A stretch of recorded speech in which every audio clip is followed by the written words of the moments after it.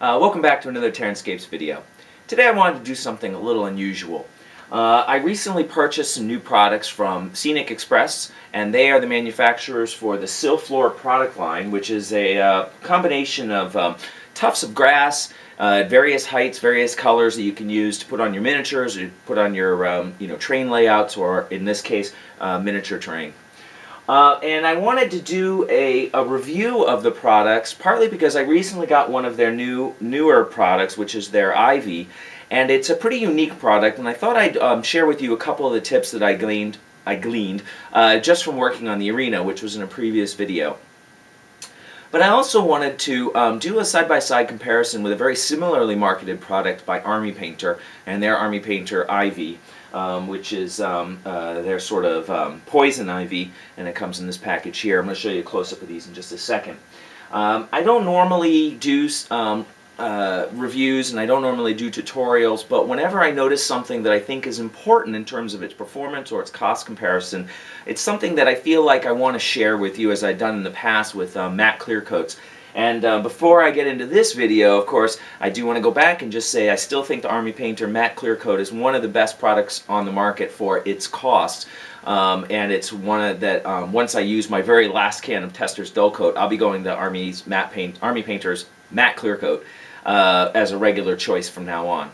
But on the other hand, I think there's some, perhaps some concern with their Poison Ivy swatch, and that's one of the topics that I'm going to take a look at with you today. And I'm also going to talk about one of the recommended adhesives that Silflor, well, I should say that Scenic Express recommends for attaching the ivy and whatnot to buildings or to miniatures, and what I learned about that. So let's take a closer look at these, and I'll talk a little bit about price and value and how I used them. So first thing I just wanted to point out is how the products are marketed when you purchase them from the Scenic Express website. As far as I've seen, I've not been able to find any other website that carries these products, or very few, and I haven't found them at a significant price discount. So if anybody out there knows of a place that sells it for cheaper, let me know, because it's, as somebody who goes through a lot of these, it gets expensive pretty fast. But one of the things that they've started doing recently is selling sample packs. Now this is an example of their Long Tufts Summer Grass, and it's a good representative of what you get pretty much when you purchase any of their samples, as far as I've been able to tell so far. You get a, oh gosh, what is it? I think it's 6 inches long, 1.5 or 2 inches wide. I think that's 2 inches wide. And then it's adorned with the tufts, clear coat. You can see here the patch that I've used already. And it's double-sided. Gives you a sense of the spacing and the number of tufts that are on them. This seems to be pretty standard for the what you get when you buy their sample pack. This pack goes for $5.99.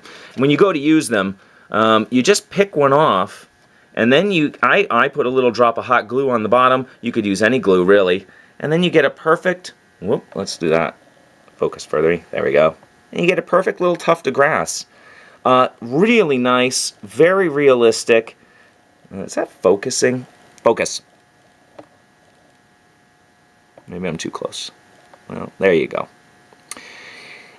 So you get a nice little tuft of grass that stands upright and has really nice shape. And if you get their buffalo grass, it's two-toned inside there. Actually, they have taller pieces that are lighter color that show the old growth from last year, and then fresher, greener colors that are the lower cut. And then they have different lengths. This is not marked on the package. Unfortunately, their packaging doesn't really clearly identify what you've purchased. But I believe these are the 6mm tall tufts, which are their tallest, longest tufts, and they go down to 2mm. So that's what you get when you get a sample pack. If you buy the full pack, it comes with 3 sheets, and this is the size of the sheets. Comes with 3 sheets. They are, I think, what is this, 6x3? And you get 3 of those. That pack costs $24.99, and for most people, especially if you're doing a whole army, that's going to be a lifetime supply. Most people, I would expect, could do a medium-sized army if you're doing your bases with a single sample pack. That's what I would recommend purchasing, or maybe 2 at the most, or maybe 2 complementary colors so you could add a little variety. So before I talk about the Ivy from Silflor, I wanted to talk about the Ivy from Army Painter first. Oops, sorry about the glare. I was really interested in ivy. I started thinking about more climbing vegetation, and I saw on Cool Mini or Not that Army Painter sold poison ivy, and right away on an impulse purchase, I jumped right on it and bought it. Now, when I got it, I was, I don't know, dismayed? I'm not sure. This was about $5, and $5 gets you that strip right there. The other thing that I was a little bit dismayed about is that it says, no, I thought it said, I'm not sure, that they were like 3-lobed leaves, you know, for ultimate and realism. And let me get some backing here so I can show this and help the camera focus a little bit better. So let's take a close look at that. There we go. That's probably about as close as I can get and focus it. It's got reasonable leaves, and actually here at the edge, I think you'll be able to see the silhouettes the best. I'll pan around so you can see a couple. The leaves have indents in them. Some of them resemble 3-lobed or spear-shaped or something like that, but for the most part, it kind of just looks like cut confetti on a hair-like substrate. And actually, this substrate is very, very similar to the substrate that Silflor uses. So my immediate thought was that Army Painter was repackaging Silflor foliage and then marking up the price. Well, to be sure, I wanted to order the Silflor for direct comparison, so I did. So I just committed to the full giant pack of the Silflor for $25, and as soon as I pulled it out of the box and took a look at it, right away I was blown away at the difference. Absolutely stunned. These are all 5-lobed leaves. They're dense. They fill the horsetail substrate completely. You can't, here's a side-by-side. You can't compare the two of these at all. They are day and night. Now, thinking about value, for the same price that you purchased this from Army Painter, you would get, if I had purchased the sample pack, you would get this much from Silflor at almost the same price. Nearly, well, taking a look at it, nearly 4 times as much. I don't know. This was a bit disappointing to me. I think, though, if you were... No, I can't justify it. I was going to say, if you're just doing a few figures, you might pick this up, but for the same price, you might as well get this Silflor product and get better quality. So, just something to be aware of. I'm not going to say anything about any of the Army Painter products because I haven't taken a look at them, and I know they do grass tufts. It appears they do some grass tufts in different colors than the are available in Silflor. But I really, I think that Army Painter would have to step up their game a little bit and drop their price an awful lot before I would recommend purchasing any of the battlefield covering that Army Painter sells, based on at least the sample that I've seen here. The other thing that I wanted to just demonstrate really quickly about this, and I'm not going to be putting it on any terrain, I'm not going to give you a full tutorial, but I just wanted to give you a sense of at least what you can expect when you get it. The Silflor Ivy, and I also purchased the, this is their late summer plane tree foliage. Look at that. Look at that. Look at those leaves. Unbelievable. Unbelievable. I can't wait to put this on a tree. This is going to be something that I'm thinking I've set aside for specific special trees, for perhaps display boards or something of that effect where they're not going to get heavy gaming use, but you really want a premium level foliage. I'm going to have to experiment with applying this to armatures. That's going to take a little bit of to-do to get it to work right, but I can't say enough about the detail on these leaves. I was aghast when I opened them up. Simply blown away. Anyway, how did I work with this for doing the building? Well, if you notice, it's on actually, wait a minute. Here, I'm going to do this. Let's see if I can give you a better backdrop there. Let's see. There we go. It's on a hair-like substrate. And when you tease it apart, you can pull it a little bit apart, or you can snip individual sections off and then tease them into the shape that you want and then glue them down. That's how I worked with it, and I used about a half a sheet, little over a half a sheet to do the entire way around the arena. So it goes quite a ways, especially the more you tease it out. The other thing I wanted to note, I should say, for you, is that these little leaves stay on there really well.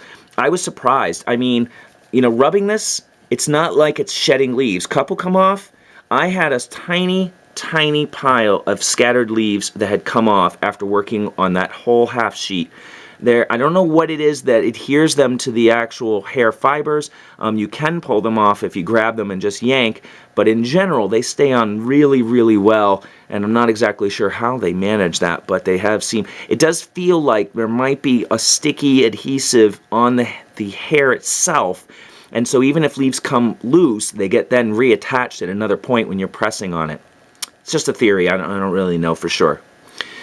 Lastly, I just wanted to recommend that they recommend using perhaps two different adhesives. One is Zap Goo, which I purchased, which seems to be like a plastic cement with more like super glue properties. So if you've worked with plastic cement, you know how it's a very thick-bodied. It has fast tack. It grabs quickly. But the thing I don't like about this is that it also, when I'm setting it down and I have a blob of glue at the end, it's a nice clean tip, by the way, but this blob of glue at the end skins over really quickly, and then I have a hard time getting a fresh bit of glue on say a toothpick to be able to apply it where I wanted. So in the end, I ended up abandoning it after trying it for about a half an hour, and I ended up going back to my tried and true hot glue. So I would just take a little strip off, and I'll show you here. I'll pull a little piece off. Although you can do, whoops, let's throw that aside for a second. If you pull carefully, well, I'm pulling from the wrong end, but you can get little long leaf sections like that on the vine, and then I would just use a toothpick and apply a little hot glue in a couple key points and then press it into place, and then perhaps put another little piece over the glue point just to hide the glue so it doesn't show from when you're viewing it from different angles.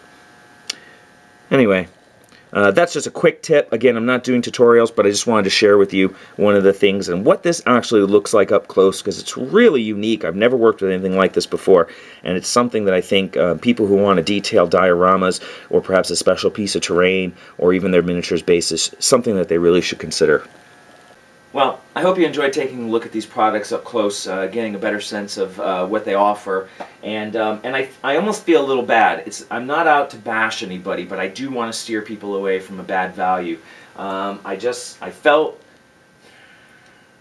really disappointed when I got my Army Painter swatch of Poison Ivy, and I just think that if they're going to offer competitive products, knowing what's available in the market, knowing what's available at that price, it's something that they could step up to, I think, a little bit better. And even if they want to offer a different cut, you know, I'm going to be honest though and say that some people may prefer this cut.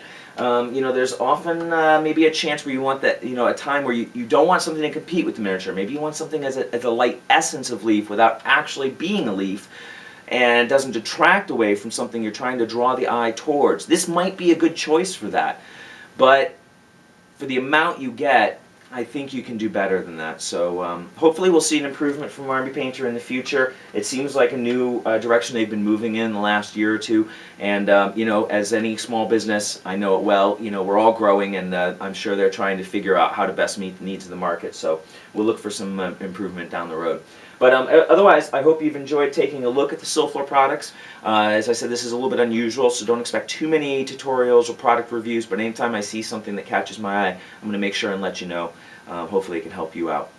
Thanks for watching, and keep an eye on the channel. There'll be some more videos real soon.